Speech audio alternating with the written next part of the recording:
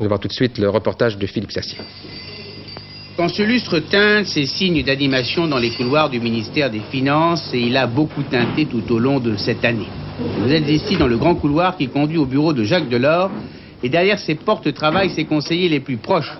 Parmi les dossiers les plus importants traités cette année, celui des salaires. Ils sont un des rouages essentiels, peut-être même la pièce maîtresse de la politique Delors. S'il continuait ces salaires d'augmenter plus vite que chez nos voisins, tout espoir d'équilibre devrait être abandonné. La bataille commence à Bruxelles, le 21 mars 1983.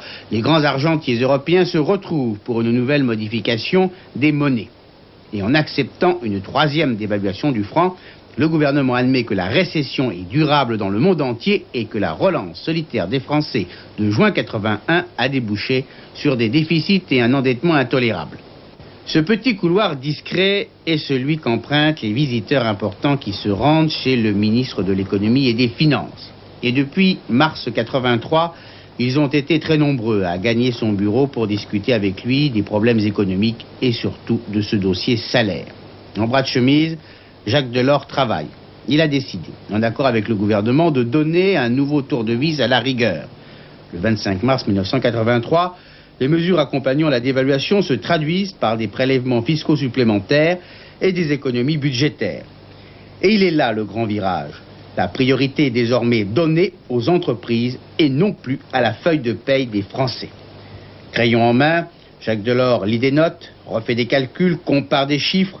Au crayon rouge, il souligne ce qu'il y a de plus important et pour lui le plus important est d'empêcher les salaires de suivre automatiquement les prix. Aucun pays n'est parvenu à maintenir la croissance économique avec une stabilisation du chômage et la hausse du pouvoir d'achat. Le système Delors consiste à décider les augmentations par négociation, à relier les salaires aux réalités économiques des entreprises, à casser ce système qui faisait que chaque trimestre, tous les salaires, quelles que soient les possibilités de l'économie et des entreprises, augmentaient en fonction de la hausse des prix. Compte tenu de décennies d'habitude, c'est une révolution.